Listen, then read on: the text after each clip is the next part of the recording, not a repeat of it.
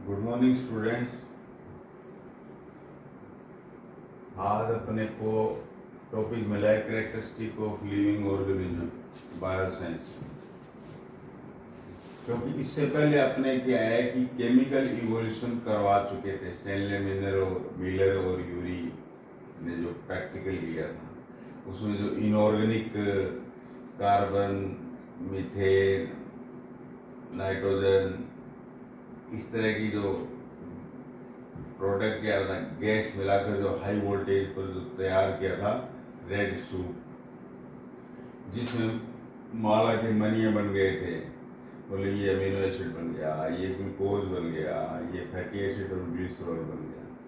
उसके बाद में फिर ऑर्गेनिक की या कार्बन की चेन शुरू कर दी थी और एक साइनोबैक्टीरिया नाम का एक बायो यानी इनऑर्गेनिक से ऑर्गेनिक पर आ गए थे। अपने इनऑर्गेनिक से ऑर्गेनिक पर आ गए थे। इनका मतलब है जिसमें कार्बन नहीं हो, जिस कंपाउंड में कार्बन नहीं हो। लेकिन ऑर्गेनिक का मतलब है जिसमें कार्बन 100% होना चाहिए, वही ऑर्गेनिक है। और अपने कार्बन ये कंपाउंड से ही बना हुआ, अपना जो शरीर है कार्बन के कंपाउंड से ही बना हुआ है। तो केमिकल इवोल्यूशन की बात छोड़नी पड़ेगी, क्योंकि जूलियस हक्सले साहब थे, उनको बातें आने लगी थी जब केमिकल से जब बायो या जीव बन गया था, लाइफ आ गई थी साइनोबैक्टीरिया के रूप में, तो जूलियस हक्सले साहब को बातें आने लगी। उन्होंने क्या बोला कि जीव से जीव की उत्पत्ति हो सकती है, बायो से बायो की उत्पत्ति जेनेसिस हो सकता है, निर्जीव से नहीं, नॉन अलाइव से लाइव नहीं पैदा हो सकता।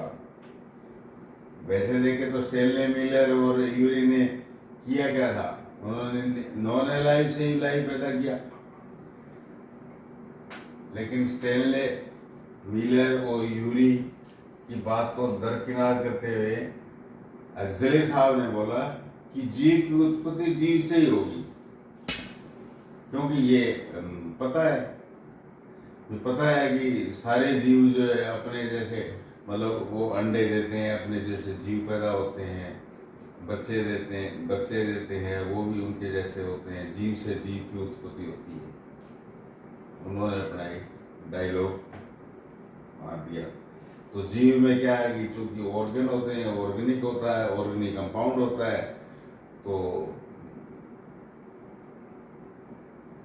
ऐसा तो है नहीं कि धरती पर अभी सिर्फ साइनोबैक्टीरिया जो शुरू में बना था वही ऑर्गेनिक जो जीव है वही चला आ रहा है, और कोई जीव ही नहीं।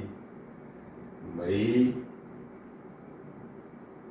अपने हिंदू पुराणों में और भी दूसरे ग्रंथों में सारों में ये लिखा 84 लाख योनिया है, 84 लाख जीव बताए। तो ये कैसे हो गई? शुरू में तो एक साइनोबैक्टीरिया ही बना था, तब ये बोला गया कि जीव की उत्पत्ति जीव से ही होती है। जैसे पहले एक प्रकार का वो था कि गंदगी से बीमारी पैदा होती है, इटसेल्फ गंदगी से नहीं होती, गंदगी से नहीं होती तो किससे होती है?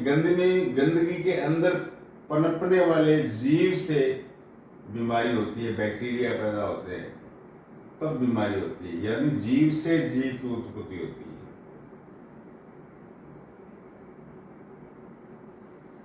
तो हम आ जाते हैं इस पर हमने जीव बना दिया है, और इसके फिर लक्षण क्या होंगे?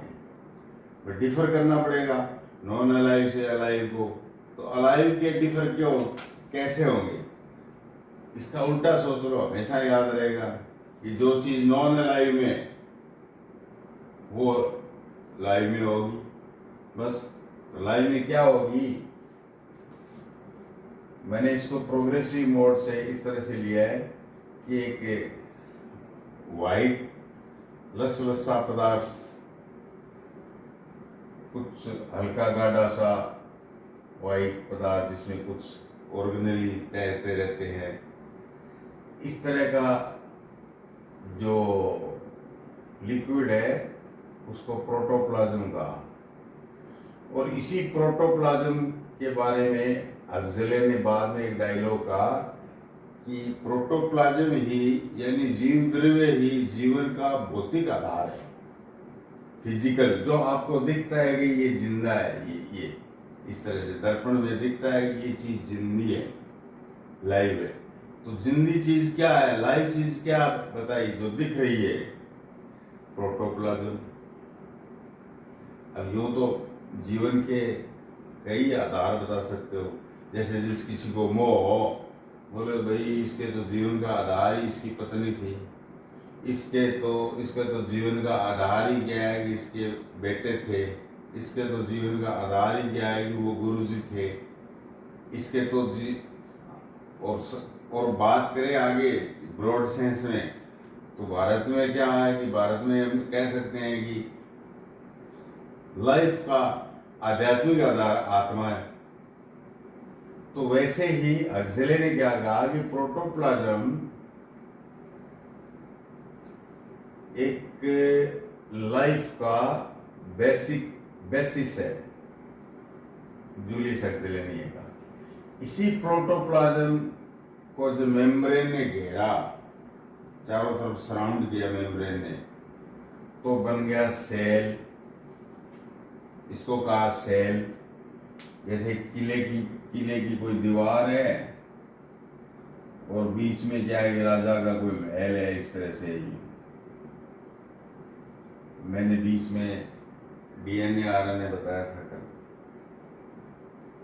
तो ये सेल होगी।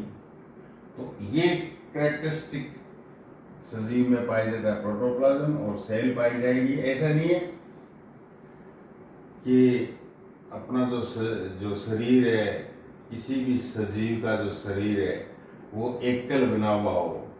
जैसे लगता है ना, प्लास्टर करने के बाद में, ईंटों पर प्लास्टर करने के बाद में ऐसा लगता है ये दीवार तो एकल है, यूनिटरी है। No, this is not no. ये यहाँ पर जो यहाँ प्लास्टर हटा दोगे तो आपको क्या दिखेगी, इस तरह से ईंटों की कतार दिखेगी, यूनिट। सेम ऐसा ही लगता है आपको, धरती के ऊपर कितनी वो जो क्रस्ट है एक सी है। मतलब इंडिया की धरती है सारी एक सी है, एशिया की और रसिया की, यूरोप की, इनकी सारों की धरती जो है एक सी है।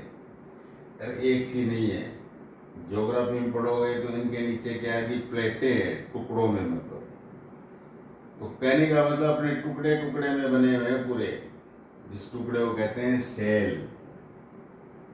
ये एक, इसको कह सकते हैं लाइफ की एक महत्वपूर्ण निशानी है सेल।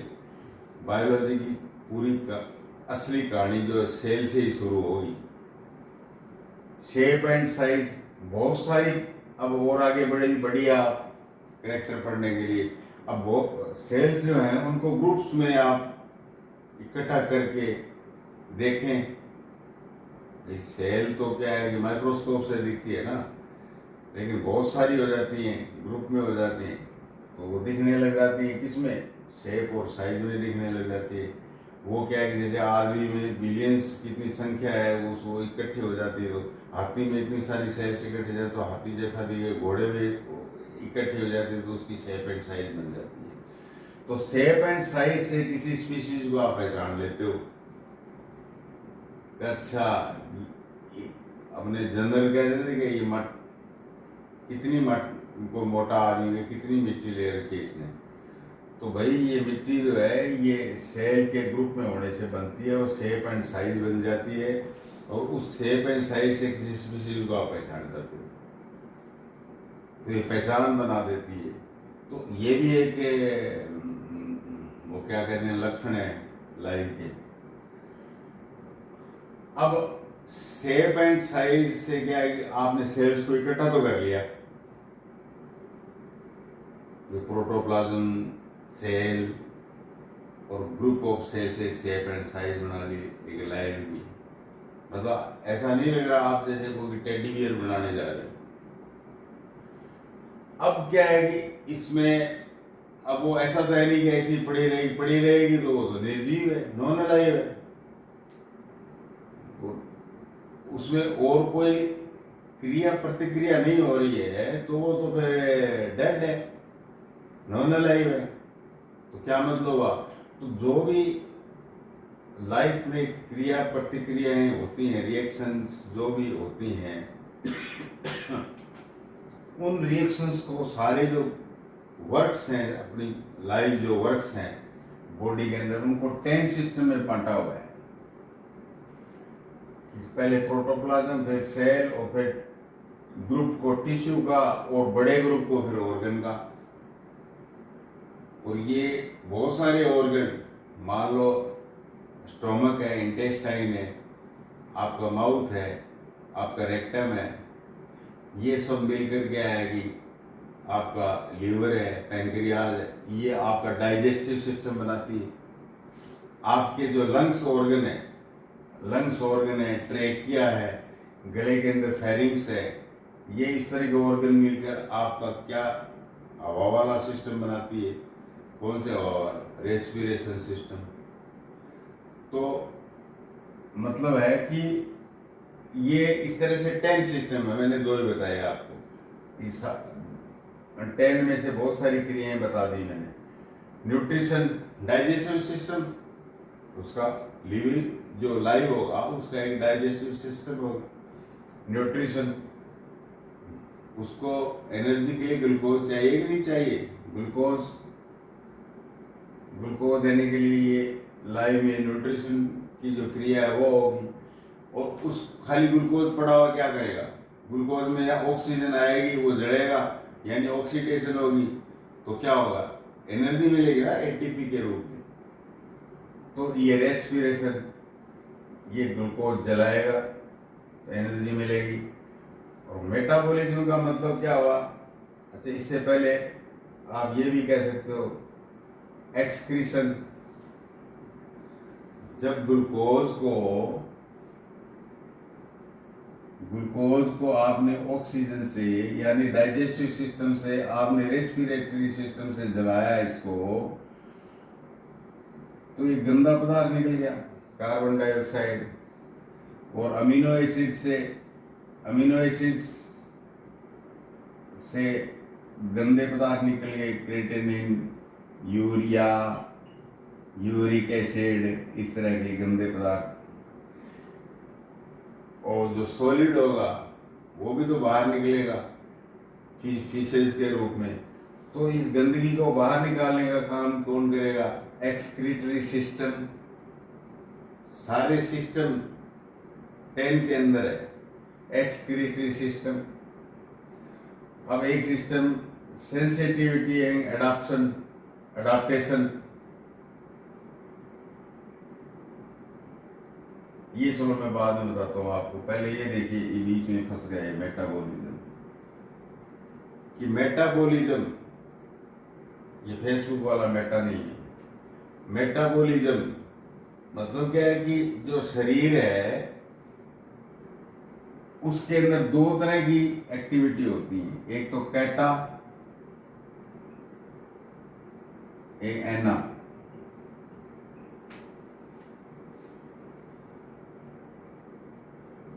इंग्लैंड के अंदर क्या है कि बच्चियों के बहुत नाम रखते हैं, एना, कैटा। तो जो चीज डिस्ट्रॉय की जा रही है, जिसको तोड़ा जा रहा है, ब्रेकेबल। कैटा मीन्स ब्रेकेबल, जो ब्रेक किया जाता है वो सिस्टम कैटाबॉलिज्म वाला होगा। तो भाई ये तो ग्लूकोज वगैरह ये तो बन रहा है ना, इसको तो हम एनाबॉलिज्म कहेंगे। बनाने को हम एनाबॉलिज्म कहेंगे और ब्रेक करने को, तोड़ने को हम कैटा कहेंगे। तो बनाना और तोड़ना ये दोनों ही इस दोनों क्रियाओं को मेटाबॉलिज्म कहते हैं अपने शरीर में। तो जो लाइव है उसका मेटाबॉलिज्म होता रहता है। अब वो एनर्जी मतलब क्या है कि मेटाबॉलिज्म क्रियाएं होने से ही क्या है कि अपने को एनर्जी मिलती है। अब कोई डेड बॉडी है, डेड ही कह दिया या नॉन अलाइव है, उसके आप माथे के तिलक लगा दीजिए, सूख जाएगा क्या? नहीं सूखता। लेकिन जो लाइव है बॉडी की, उसके तिलक लगाते ही 2-4 मिनट में तिलक सूख जाता है। भाई एनर्जी जो आती है ब्लड से, हीट पैदा होती है, सूख जाता है। तो मेटाबॉलिज्म का ही कमाल है कि ये लाइव में दोनों कैटा और एनाबॉलिज्म या कैटाबॉलिज्म दोनों होता रहता है। इससे एनर्जी मिलती रहती है अपने को लगातार। लेकिन नॉन अलाइव को कोई एनर्जी से कोई लेना देना नहीं है, मेटाबॉलिज्म का इससे कोई लेना देना नहीं है। एक सिस्टम और है, sensitivity and adoption. Sensitivity and adoption, आप 0 डिग्री में माइनस में चले जाते हो। भाई धरती पर ऐसा कोई कोना है क्या जहां कोई लाइव नहीं रहता हो? कोई कोना नहीं है। लेकिन टेम्परेचर का कितना डिफरेंस है, लाइट का कितना डिफरेंस है, एयर प्रेशर का कितना डिफरेंस है, बहुत सारे डिफर आते हैं मामले। लेकिन जो लाइव है वो तो सेंस कर लेता है, अब टेम्परेचर ज्यादा है, सेंस कर लिया। भाई एसी चलाना, टेम्परेचर ज्यादा है। अब कोल्डनेस है, सेंस कर लिया बॉडी ने, अरे बंद करो इसको। और तो और जैसे रेप्टाइल्स हैं, रेप्टाइल्स में जो रेंग कर चलते हैं, छिपकली है, सांप है, अगरा वगैरह, ये एसी के कमरे में कभी छिपकली देखी है आपने?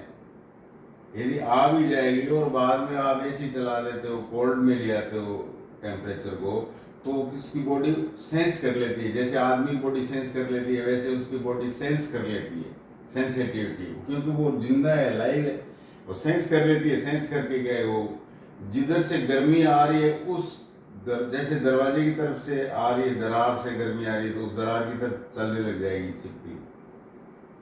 तो ये सेंसिटिविटी का मामला है।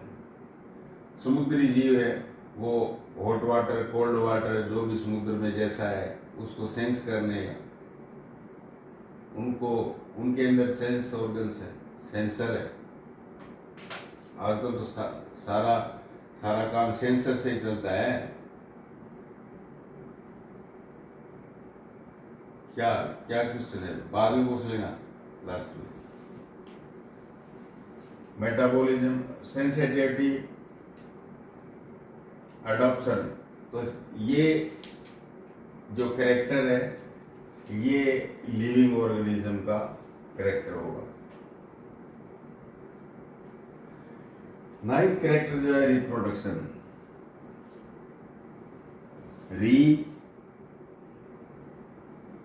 प्रोडक्शन, आप तो प्रोड्यूस हुए ही हो, लिविंग तो प्रोड्यूस हुआ ही है, वो रिप्रोड्यूस करे तो उसको रिप्रोडक्शन कहते हैं। अपने जैसा वो जीव इस धरती पर पैदा करके मर जाए, ये सिस्टम लाइव है।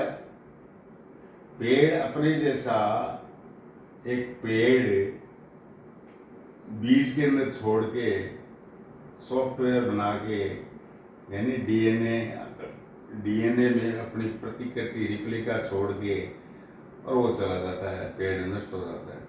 ऐसे ही जीव जो है वो एनिमल नष्ट हो जाते हैं। तो ये एक प्रोसीजर है, ये भी एक सिस्टम है, 10 सिस्टम है, रिप्रोडक्शन सिस्टम, सेंसिटिविटी अडॉप्टेशन वाला सिस्टम, ये नर्व सिस्टम। तो जो सारे सिस्टम है वो क्या है कि जीव की निशानियां हैं, कैरेक्टरिस्टिक हैं। आप इस तरह से क्रम वाइज इसको मेमोरी में रख सकते हो। 10 10 10 कैरेक्टर लाइफ साइकिल। वैसे तो मैं पहले ही बता चुका हूँ आपको लाइफ साइकिल कि जीव का जन्म होता है, बर्थ होता है। मान लो कोई एक प्लांट बना, उसकी एक फ्रूट में से सीड जमीन में लगा, वो बड़ा पेड़ बनता है। रूट, शूट, लीव्स, प्रकाश संश्लेषण से अपना भोजन बनाता रहता है, जड़ों से पानी खींचता रहता है। थोड़े दिन बाद उस पर फ्रूट आने शुरू हो जाते हैं। थोड़े दिन बाद पौधे के ऊपर क्या है, दाढ़ी मूछ आनी शुरू हो जाती है, फ्लोअर। और फ्लोअर में क्या है, स्टेमन और गाइनोसियम जो मेल और फीमेल है, वो क्या है कि सीड बनाते हैं, बच्चा बना, सीड बन गया। और जो प्लांट है वो एक निश्चित अवधि तक सीड बनाता रहेगा और बाद में चाहे उसको आप कितना ही फर्टिलाइजर दो, कितना ही पानी दो, कुछ भी दो, वो खत्म होगा ही होगा। जो 1 वर्षीय पादप है उसमें देखते ही हो आप इस तरह की घटना। जो होली के बाद में जो गेहूं पक जाता है तो आप उसमें कितना ही पानी दो, कुछ भी दो, वो तो पक गया, खत्म हो गया तो हो गया। उससे तो आप सीड ले लो, बस खत्म कहानी। कितना ही फर्टिलाइजर दे दो आप। वही बात क्या है कि जीव में, एक आदमी में 100 साल का हो गया, उसको कोई थोड़ी सी बीमारी होती है, फिर डॉक्टर कहता है अब तो इसको तो घर ले जाओ, सेवा करो, दवाई तो लगेगी तो है नहीं, क्या इंजेक्शन दूं। मतलब कहने का डॉक्टर ये कह रहा है कि अब इसका लाइफ साइकिल पूरा हो गया, इस जीव का, बायो का। ये लक्षण है इस जीव के। तो कोई 1-2 उदाहरण और भी अपने कर सकते हैं, जैसे कछुआ है, पीपल है। ये विष्णु भगवान के प्रति याद रखने के लिए कह रहा हूँ। ठीक, कछुआ, पीपल, ये विष्णु भगवान के प्रति ये 250 साल तक जीते हैं। इनका लाइफ साइकिल क्या है, 250 साल का, 250 ईयर्स तक होता है। साइकस पेड़ है, जिम्नोस्पर्म, साइकस 500 तक, 500 ईयर्स तक जीता है। उसका लाइफ साइकिल 500 ईयर्स का होता है। आपके इसका सबसे ज़्यादा देखा गया, इतना बड़ा मोटा पेड़, चौड़ा मोटा होता है कि उसको काट के बीच में से सड़क निकाल लेते हैं। वहाँ अमेरिका में होता है ये सेक्वाया जो पेड़ है, इतना मोटा होता है, इतना बड़ा होता है, इतना लंबा होता है। वो 1500 ईयर्स तक जिंदा रहता है। उसका लाइफ साइकिल, तब तक वो सीड्स देता रहता है। तो ये जो घटना है हैपनिंग है लाइफ साइकिल वाली, ये क्या है कि लिविंग ऑर्गेनिज्म की एक फीचर हो गई, एक कैरेक्टर हो गया। तो इस तरह से आप क्या है कि जो 10 कैरेक्टर हैं, ये आप जो है थोड़ा याद कर लेना।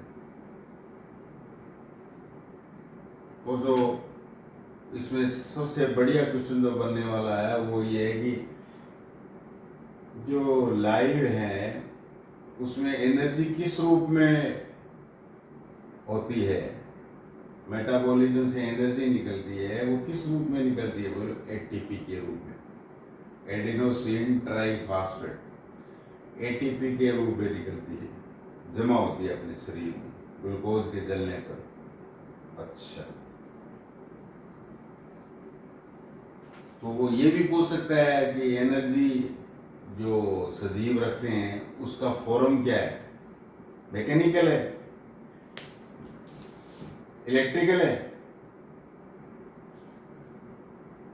लाइट में, केमिकल में। तो ये भी पूछ सकता है कि लाइव की जो एनर्जी मेटाबॉलिज्म से होती है वो केमिकल फॉर्म में जमा होती है, केमिकल फॉर्म में ही काम आती है। चलो, ये कैरेक्टर तो आपने पूरे पढ़ लिए 10। 10 सिस्टम कैसे काम करते हैं। कुछ सिस्टम एनाबॉलिक हैं, कुछ सिस्टम कैटाबॉलिक हैं। ये नॉन एलॉय में नहीं पाए जाते। तो कोई पूछे कि नॉन एलॉय में कौन से सिस्टम नहीं पाए जाते, इसलिए हम उनको नॉन एलॉय कहते हैं, नेगेटिव क्वेश्चन। अब कंसेप्ट देखते हैं अपने बायोजेनेसिस, मतलब जीव से जीव की उत्पत्ति होती है। अब क्या है कि बातें आती हैं, अब ये कहते हैं, क्या कहते हैं कि कार्बन नाइट्रोजन ऑक्सीजन इसको आप मिला लो तो जीव बन जाएगा क्या, इसका मिक्सचर कर दो आप, जीव बन जाएगा क्या। अरे जब मिलाया गया, गॉड ने या नेचर ने मिलाया, कॉस्मिक रेज थी, यूवी रेज थी, और रिड्यूसिंग एनवायरनमेंट था नेचर का, तब तो बन ही रहे थे। साइनोबैक्टीरिया बना ना, केमिकल इवोल्यूशन हुआ ना, ठीक है, वो ऑर्गेनिक में चेंज हो गया। अब इसको हम कहेंगे ऑर्गेनिक इवोल्यूशन। अब हम कहते हैं इसको ऑर्गेनिक इवोल्यूशन। अब क्वेश्चन सीधा सीधा खड़ा हो जाता है कि अब साइनोबैक्टीरिया जैसे क्यों नहीं बनते। भाई नेचर का अब वो एनवायरनमेंट नहीं है। अब पहले एनवायरनमेंट था रिड्यूसिंग, अब है ऑक्सीडाइजिंग। अब तो ऑर्गेनिक इवोल्यूशन ही होगा। जीव क्या है, खूब भर भर के ऑक्सीजन ले रहे हैं, सांस ले रहे हैं। बाद में डार्विन बताएगा कि किस किस प्रकार से क्या हो। लेकिन ऑर्गेनिक मतलब कार्बन का इवोल्यूशन, केमिकल इवोल्यूशन को छोड़ दिया। और वैसे देखें तो आदमी अभी भी स्टेनले मिलर जैसा प्रयोग अभी भी कर रहा है। स्टेनले मिलर और यूरी ने जो प्रयोग किया उससे क्या बना था, आरएनए बना था। आज भी चीन ने लैब के अंदर वायरस बनाने की कोशिश की, यानी आरएनए बनाने की कोशिश की, तो गलत आरएनए बन गया और सारे वर्ल्ड को ले बैठा वो कोरोना वायरस, जिसमें क्या था, आरएनए तो था, सिंथेसाइज किया उसने। ऐसे एक एग्जांपल देख सकते हो आप, ऑस्ट्रेलिया में हुआ था। ऑस्ट्रेलिया में बहुत सारे क्या है कि खरगोश हो गए और खेती को उजाड़ रहे थे, फार्मिंग मतलब डी फार्मिंग हो गया, बहुत बड़ी प्रॉब्लम। वहां बिल्लियों को छोड़ा गया कि खरगोश को कंट्रोल कर लेंगी ये बिल्लियां। बिल्लियों ने थोड़ा दिन तो काम किया, उनको खरगोश टेस्ट ही नहीं लगा, इधर बिल्लियां बढ़ने लगी, खरगोश भी साथ में घूम रहे हैं, ये तो बड़ी प्रॉब्लम होगी। तो खरगोश को खत्म करने के लिए वहां के लेब वालों ने वहां एक सिंथेटिक मतलब सिंथेसाइज किया आरएनए का, एक आरएनए वायरस का। और वो आरएनए वायरस जो है कॉन्टाजियस था और वो खरगोशों के अंदर इंजेक्ट कर दिया। अब साहब वो वायरस, उसने तो क्या है कि अपना नाटक दिखाया, वायरस ने सारे खरगोशों को मार दिया, साफ कर दिया।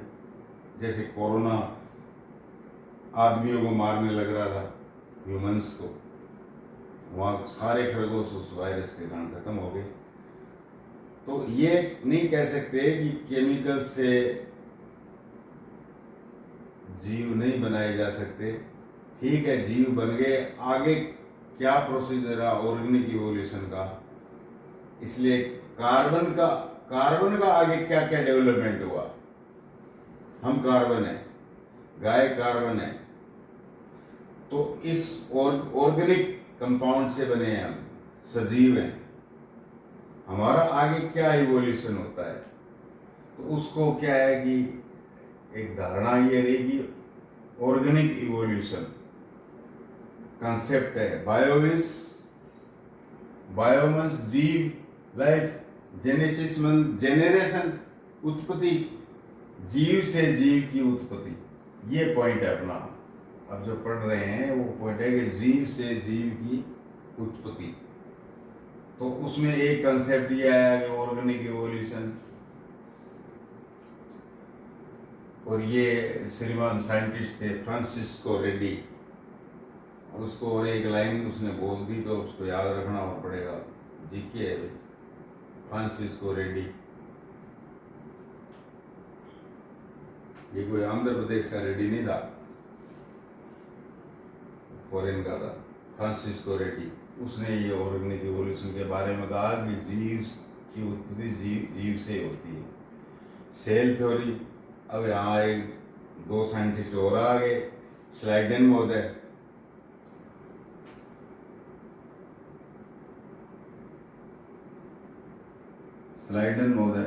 ये बोटनिस्ट थे, घास-फूस पर काम करते थे। और श्वान, ये प्राणियों पर, एनिमल पर, याद रहना चाहिए आपको श्वान तो, क्योंकि श्वान जो है अपने हिंदी के अंदर या संस्कृत में श्वान कुत्ते को कहते हैं, ये एनिमल पर काम किया है श्वान ने। तो स्लाइडेन और श्वान दोनों ने कहा कि सेल से ही सेल बनती है भाई, सेलुलर थ्योरी, इसको कहते हैं सेलुलर थ्योरी। मतलब हमारा जो शरीर है एकल नहीं है, सॉलिटरी नहीं है प्लांट्स का और एनिमल्स का, वो खंड खंड से बना हुआ है। उस खंड का नाम क्या है? सेल। अब जीन थ्योरी कि जीव की जीव से उत्पत्ति तो ठीक है, हमने तो कभी देखा नहीं कि मोहनलाल जी के जी में आई और उन्होंने के दूसरा मोहनलाल जी खड़ा कर दिया फटाक से, ऐसा तो कुछ जादू देखा नहीं। एक पीपल को, बहुत बड़ा पीपल है, उसके जी में आई शट एक जीव एक पीपल और बन जाए मेरे जैसा, तो साइड में खड़ा हो गया, ऐसा हमने तो देखा नहीं। क्यों नहीं देखा? लाइफ साइकिल के कारण, क्योंकि उसने, डार्विन ने ये बताया, चार्ल्स डार्विन ने ये बताया कि हरेक जीव की एक छोटी नेगेटिव एक फोटो होती है। क्या होती है? फोटो होती है। सारे मतलब सॉफ्टवेयर होता है, और सिर्फ वो जर्म प्लाज्म जिसको कह सकते हो आप, उसको आप, डार्विन ने जर्म प्लाज्म नहीं कह के ये कहा था पैन जीन, जिसे मेंडल ने कहा था ना जीन, डीएनए के टुकड़ों को, जीन कहा था मेंडल ने, और डार्विन महोदय ने कहा था पान जीन, और वीजमैन साहब ने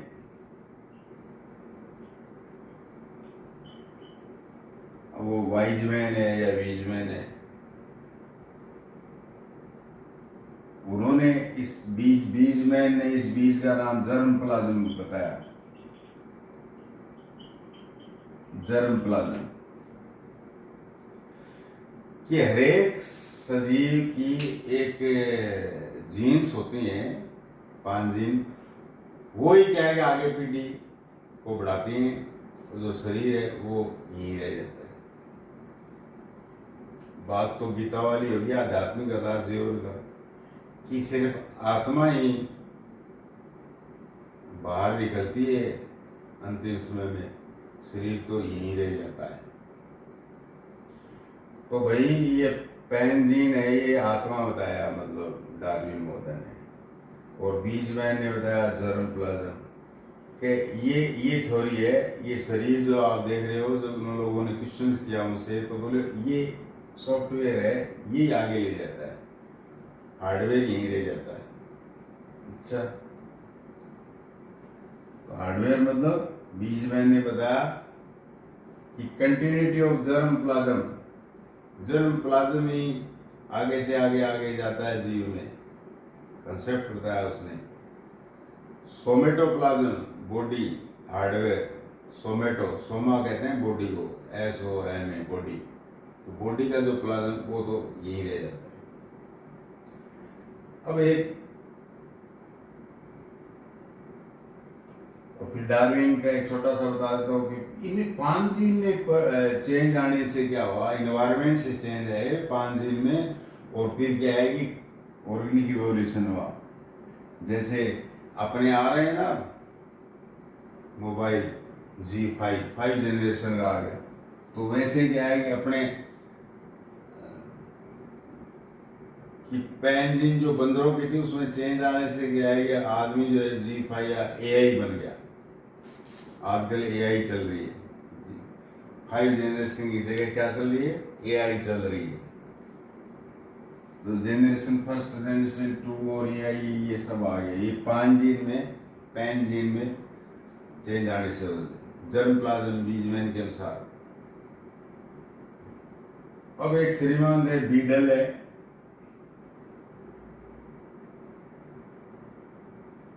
एंटाटम,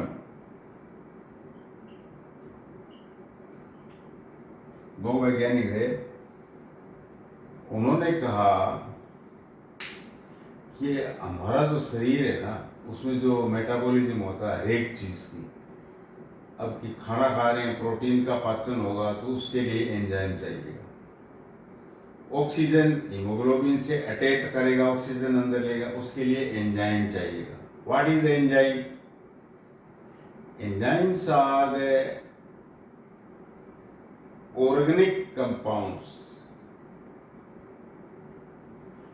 which enhance the activity in the life। मतलब एंजाइम्स नहीं हो तो फिर मेटाबॉलिज्म होना जल्दी से मुश्किल हो जाएगा। कोई क्रिया शरीर के अंदर, जैसे हमारे भोजन का पाचन ही है, एंजाइम्स ढंग से नहीं बनेगा तो डॉक्टर के बोलेगा कि आपके एंजाइम्स ढंग से नहीं बन रहे, इसलिए आपका खाना नहीं पच रहा है। खाना पचेगा तो सही, उसमें क्या है कि महीनों लग सकते हैं। तो टाइम को बिल्कुल शॉर्ट करने के लिए ऑर्गेनिक कंपाउंड्स होते हैं जिनको एंजाइम्स कहा जाता है। ये भाई शरीर के अंदर कौन पैदा करता है? तो बीटल एंड टाटा ने कहा कि ये जीन पैदा करती है कि एक जीन है, मतलब डीएनए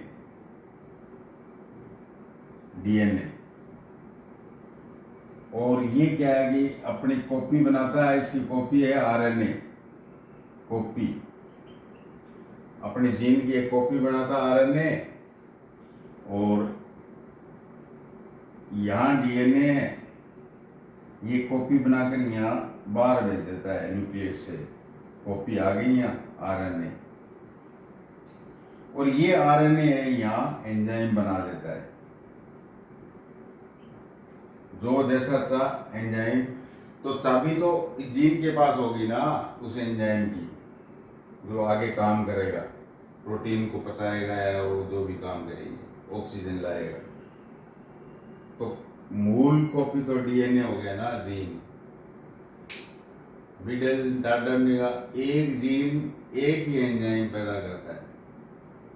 लोगों ने कहा ये क्या है? ये जीन तो क्या है कि 46 क्रोमोसोम है आदमी में, जैसे 46 क्रोमोसोम, और सारे क्रोमोसोम्स में लास्ट 23वां 23 पेयर को छोड़ दीजिए,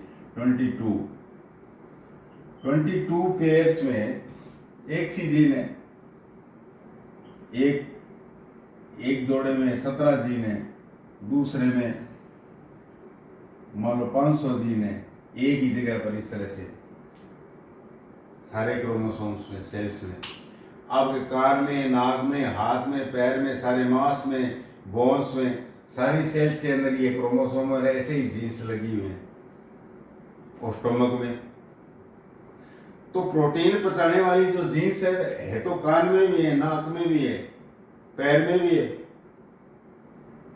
वो प्रोटीन पचाने वाला एंजाइम क्यों नहीं बनाती? बीडल एंड टाटम पर ऑब्जेक्शन उठाया, तो आपने चोरी तो दे दी एक जीन एक जीन।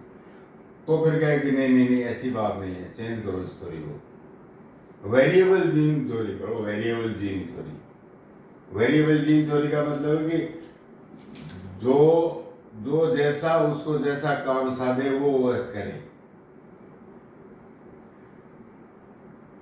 स्टोमक में ठीक है सारी जीन्स हैं, सांस वाली भी जीन्स है एंजाइम्स पैदा करने की, लेकिन यहाँ स्टोमक का काम क्या दे रखा है कि प्रोटीन को तोड़ना, अमीनो एसिड्स बनाना। तो सिर्फ इनमें से मान लो ये थी स्टोमक में, ये यहाँ लगी हुई है सारे शरीर में यहाँ, तो सिर्फ स्टोमक के अंदर जो क्रोमोसोम सेल है वही क्या एक्टिवेट होकर अमीनो एसिड वाला एंजाइम तैयार करेगी, बाकी इनएक्टिव। तो भाई यहाँ हमारा कोई काम नहीं है। जैसे कोई सर्विसमैन बुलाते हो आप, बुला लिया एसी वाले को, वो आके गएगा ये क्या ट्यूबलाइट खराब, नहीं भाई वो आप ऐसा करो इलेक्ट्रीशियन को बुलाओ। इलेक्ट्रीशियन को बुलाया, उसको कहा ये जो हमारा जो किवाड़ है ये और ठीक कर दा, कारपेंट्री ये और नहीं आप कारपेंटर को बुलाओ, कारपेंटर वाली जी नहीं करेगी ये काम, इलेक्ट्रीशियन वाली जी नहीं करेगी ये काम, एसी वाली जी नहीं काम करेगी।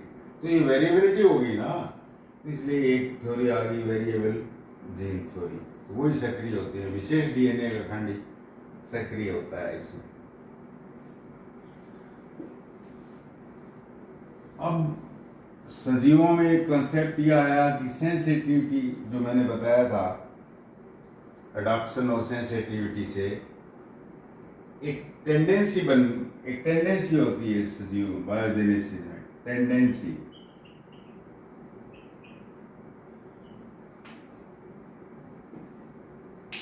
मतलब बॉडी को मरम्मत करने की टेंडेंसी भगवान ने दी है सारे सजीवों को।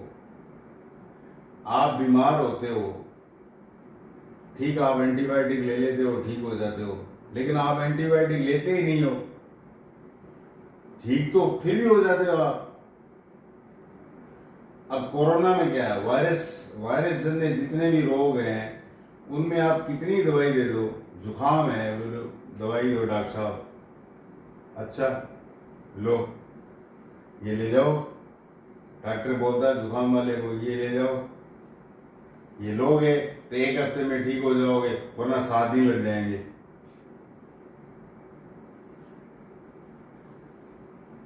तो मेरा कहने का मतलब ये है कि एक मरम्मत करने की टेंडेंसी अपने शरीर में है। इस टेंडेंसी को कैनन साइंटिस्ट था, वो कैनन, उसने कहा होमोइयोस्टेसिस। स्टेसिस, होमो मतलब समान, स्टेसिस का मतलब फिक्स, कि मैं बदलूं नहीं, मैं वैसे ही रहूं, मैं बदलूं नहीं वैसे ही रहूं। योगा कर करके क्या है कि मैं बदलूं नहीं, मैं बूढ़ा नहीं हूं, मैं जवान हूं, मेरे बाल काले रहे, ये रहे। तो ये जो टेंडेंसी है शरीर के अंदर, ये कॉन्सेप्ट, तो इस टेंडेंसी को होमोइयोस्टेसिस कहा गया। अब बॉडी के अंदर देखा होगा आपने, 50 डिग्री में आप घूमते हो गर्मियों के अंदर, तो जब आप पेशाब यूरिन आता है आपका बिल्कुल पीला आता है और कम मात्रा में आता है, क्योंकि आपकी बॉडी को सही होमोइयोस्टिसिस में रखने के लिए वाटर की जरूरत है, वाटर रिटेनिंग की जरूरत है कि पानी बाहर नहीं चला जाए, पानी है नहीं। और सर्दियों में ठंड के कारण अरे बाहर निकालो, पानी को बाहर निकालो, जो यूरिन का कलर है वो पानी जैसा ही होता है और खूब मतलब ज्यादा मात्रा में यूरिन आता है। ये जो टेंडेंसी है ये बॉडी की, ये क्या कहलाती है? कैनन ने बताया कि ये बॉडी को स्टेसिस में रखने के लिए टेंडेंसी है, इसको होमोइयोस्टेसिस बोला गया। तो ये कैरेक्टरिस्टिक ऑफ लिविंग ऑर्गेनिज्म है। आपने क्या है कि लिविंग ही लिविंग खड़े कर दिए चारों तरफ, मतलब सजीव ही सजीव आपने बना दिए। तो मैंने बताया नहीं कि 84 लाख स्पीसीज। अब 84 लाख स्पीसीज को आप स्टडी कैसे करोगे? आपको बोल दिया इनकी स्टडी करनी है स्पीसीज की, कैसे करोगे? तो इन सब को बोला है कोई सिस्टम बनाओ। बोलो क्या सिस्टम अपनाए कि थोड़ी सी चीज के अंदर सारे याद हो जाएं, सारे याद रह जाएं। कि स्पीसीज के अध्ययन के लिए, स्टडी के लिए क्लासिफिकेशन, एक सटीक और बढ़िया फुल प्रूफ क्लासिफिकेशन सिस्टम लाओ। तो इसको हम पढ़ते हैं क्लासिफिकेशन में।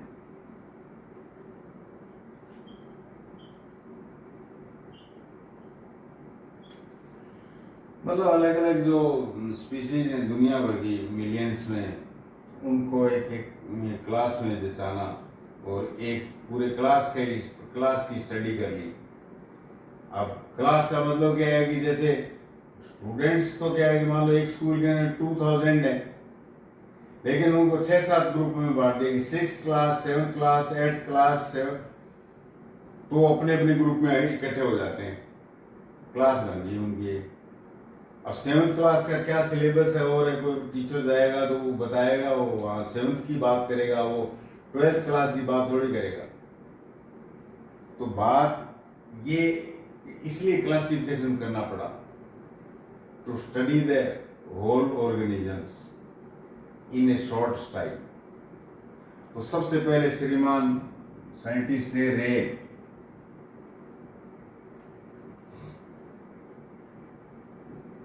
जॉन रे, इन्होंने शुरू किया क्लासिफिकेशन। लेकिन बाद में क्या है कि यूं समझिए फादर ऑफ क्लासिफिकेशन या ये इस तरह से एक श्रीमान थे कैरोलस लीनियस, जिनको मॉडर्न क्लासिफिकेशन का जन्मदाता बताते हैं। मॉडर्न क्लासिफिकेशन का, मॉडर्न का मतलब है कि जैसे आपका नाम मान लो वैभव है, आपका नाम वैभव है, ये होगी स्पीसीज।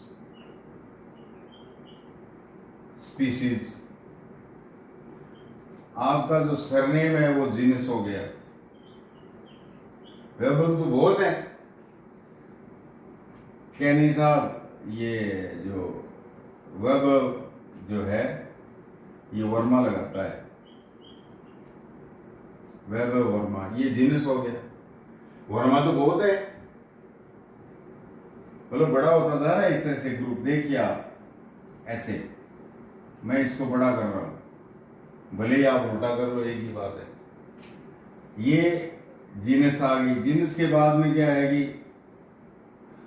तो बहुत सारी जीनस को इकट्ठा करो, स्पीसीज को इकट्ठा किया, बहुत सारी जीनस, एक जीनस है, एक जीनस के अंदर क्या है कि बहुत सारे ऑर्डर है, ऑर्डर सॉरी फैमिली,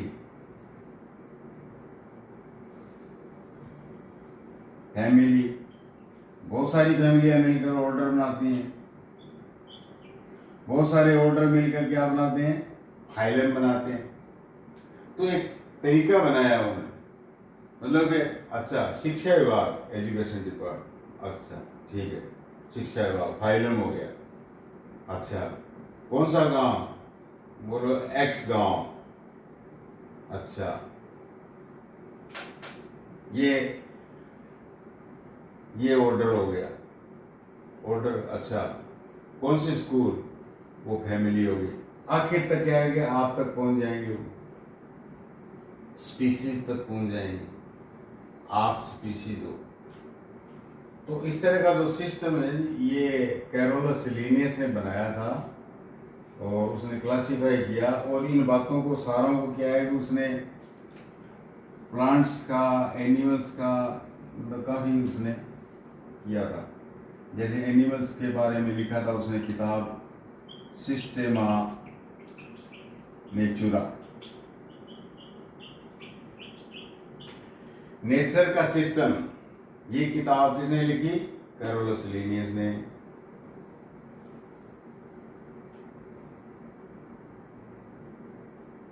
जेनेरा मतलब जिन से याद रखना, जेनेरा, जेनेरा प्लांटेरम, पौधों में प्लांटेरम।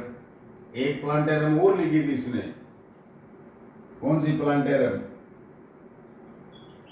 Classes plantarum.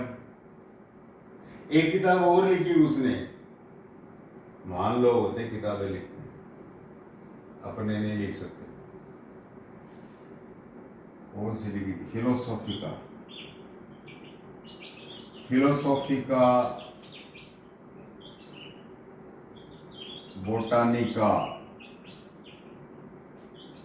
कल बताया था ना मैंने,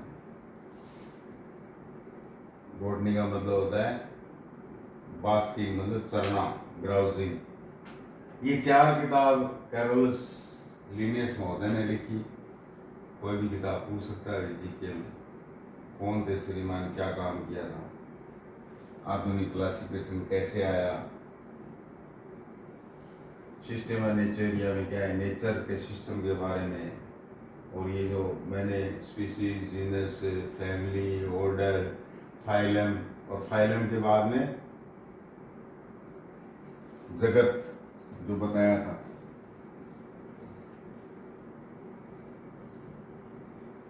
तो वो नीचे का क्लासिफिकेशन जो है ना 5, वो छोड़ दीजिए फाइलम से। और इसमें एक नए साइंटिस्ट महोदय घुसरे, जिसको श्रीमान वाइटेकर कहा गया।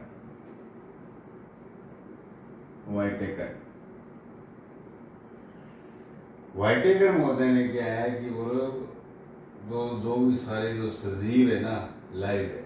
अब सजीव पढ़ रहे हैं तो ऑर्गेनिज्म पढ़ रहे हैं, तो सारे ऑर्गेनिज्म क्लासिफिकेशन तो करके छोड़ो, अलग अलग करके तो छोड़ो, या ऐसे ही कुटले में छोड़ दोगे सबको।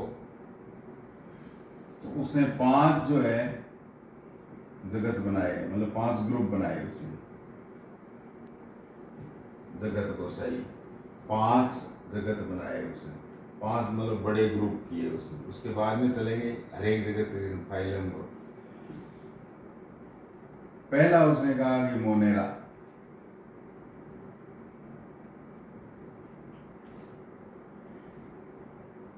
पहला मोनेरा। और तो पहला जीव कौन सा था? साइनोबैक्टीरिया। और बाद में भी बैक्टीरिया, तरह तरह के लाभदायक और नुकसानदायक बैक्टीरिया। वो मतलब मोनेरा का अर्थ होता है एक,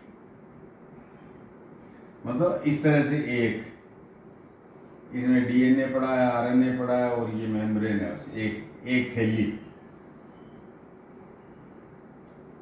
एक थैली मोनेरा।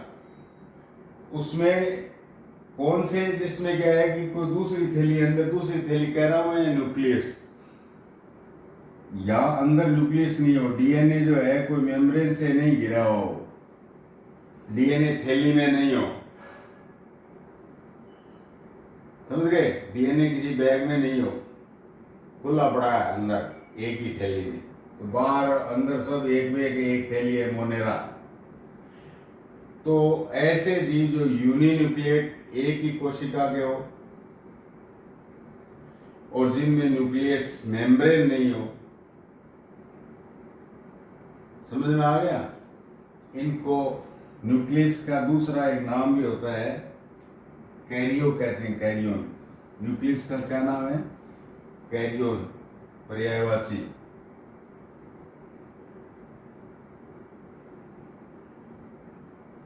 कैरियोन नहीं है ये, वो कैरियोन नहीं है चालू रखो चालू रखो। कैरियोन को न्यूक्लियस भी कहते हैं। तो इनको क्या है कि मोनेरा जो है इसको प्रो पहले, न्यूक्लियस से पहले, जो बैग में अंदर थैली बनी उससे पहले, तो इस तरह के सारे जीव जंतु को इकट्ठा करके उसने मोनेरा में टेक दिया।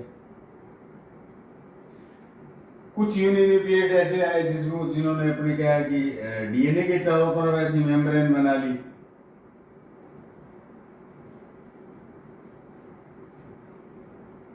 उनको यूकैरियोटिक कहा गया। यू का मतलब होता है रियल में, ये रियल में सेल है, पूरे ऑर्गन है इसमें। न्यूक्लियस मेम्ब्रेन के अंदर थैली है, पैक है डीएनए। यूकैरियोटिक,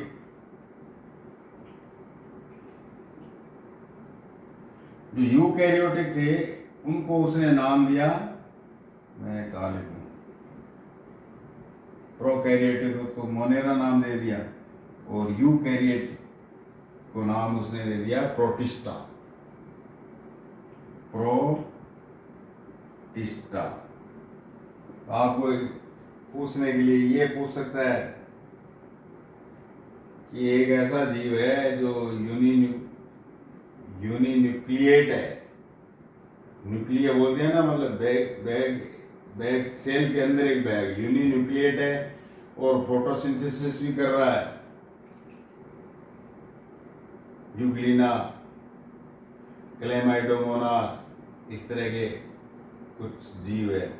हालांकि नॉन फोटोसिंथेसिस भी पूछ सकता है कि अमीबा तो फोटोसिंथेसिस नहीं करता, एक ही सेल है, उसके अंदर एक न्यूक्लियस है, तो उसको किस में रखोगे? तो प्रोटिस्टा में डाल दो, प्रोटिस्टा में डालते हैं उसको।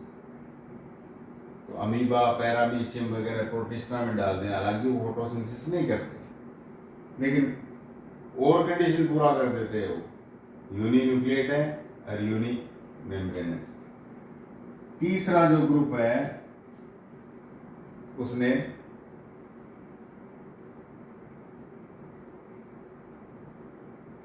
फंजाई का बनाया। फंजाई, अब ये तो फोटोसिंथेसिस नहीं करती, ऐसी सेल भी है जिसमें न्यूक्लियस भी है और लंबा है और अपने से दिखता है और सफेद है, मतलब कोई उसमें कलर नहीं है, और सेप्रोफाइटिक है, दूसरे पर जिंदा रहते हैं, पैरासाइट है।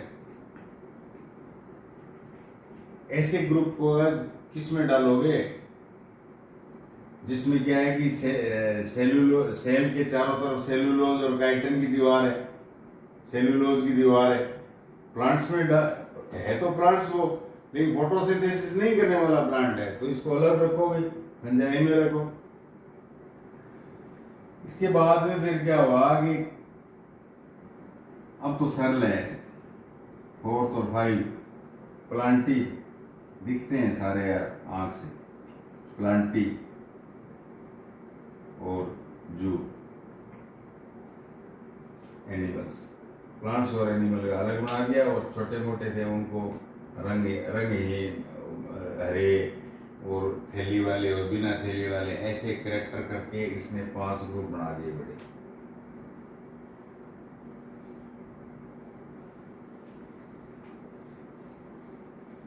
ये बड़ा क्लासिफिकेशन का है, छोटा अपने काम का नहीं है। कंपटीशन एग्जाम में 5 तक ही सीमित है।